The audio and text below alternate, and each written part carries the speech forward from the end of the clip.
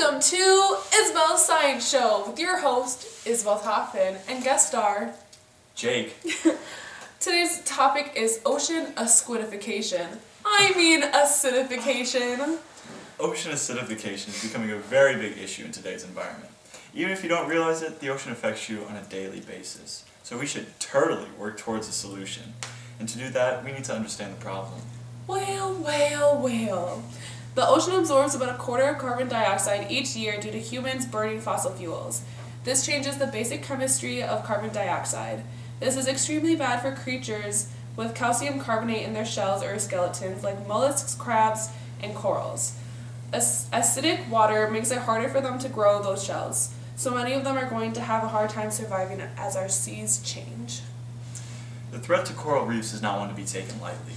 Coral reefs are not just a pretty destination for travel, they also support an estimated 25% of the Earth's marine biodiversity, acting as a sanctuary for organisms that wouldn't survive in open water environments. Ocean acidification will affect the food we eat since most of our shellfish require calcium carbonate to form or to forwardive their shells. Many of the fish we eat are also dependent on shelled animals for their food source, so the entire food chain is in jeopardy. The health of coral reefs is key to our survival because we rely on them for food, coastal protection, medicines, and tourism sand dollars. But how does this affect me? Well, everyday life, whether we realize it or not, is very dependent on coral reefs. What are we gonna do?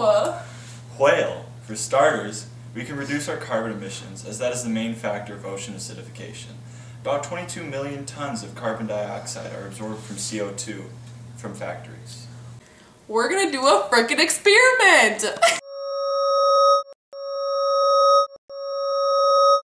Before you start the experiment, make sure you have the proper safety attire, like a vest, for general fashion sense and so people know you're doing an experiment. A mask, so that everyone knows you're cooler than they are. Goggles, to protect your peepers. And gloves, so that you don't get all sticky.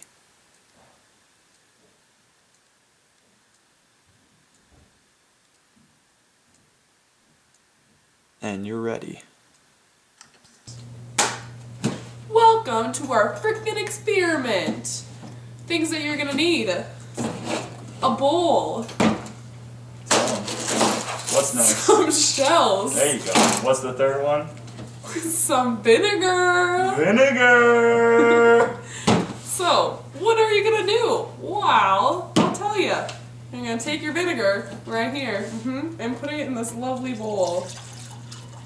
Then you're gonna drink it. Just kidding. No, that is the next step. That is the next step.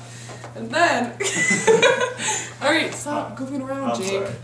Then, you're going to take your handy dandy little thing of shells, because everybody has that, because everybody's been to Florida. And you're going to take a shell.